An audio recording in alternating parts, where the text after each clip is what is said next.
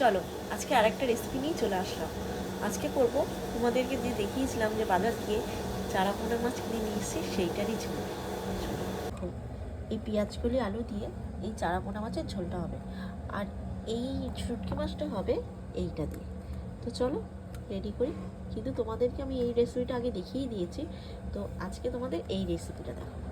তো চলো, মাছগুলোকে ধুয়ে হলুদ নুন মাখিয়ে মাছগুলোকে ভাজা বসিয়ে দিয়েছি। চলো মাছগুলো ভাজা হোক, পাশে পাশ করে ভালো করে ভেজে নেবো। চলো, পেঁয়াজ করি, আলু আর টমেটো সব কটাকে একসাথে ভাজা ভাজা করে নেবো। ভাজাটা হোক, অলরেডি কিন্তু টমেটোটা কিন্তু নরম হয়ে গেছে, আর আমি এটার মধ্যে একটু চিনি মিষ্টিও দিয়েছি। তোমরা চাইলে কিন্তু এটা অ্যাভয়েড করতে চাও, ঠিক আছে। এই যে এখন আমি মশলা বানিয়ে নিয়েছি, এটার মধ্যে দিয়েছি হলুদ, লঙ্কার গুঁড়ো, জিরের গুঁড়ো। এটা দিয়ে দেবো এখন।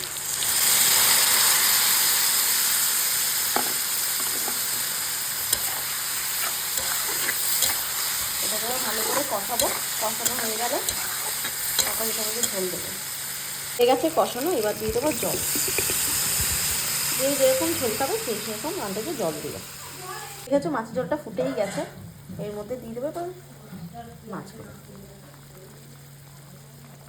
মাছগুলো দিয়ে দিয়েছি। এবার একটু মাছগুলো একটুখানি ভিজিয়ে দেবো, যাতে ভালো করে ভিজতে পারে মাছগুলো।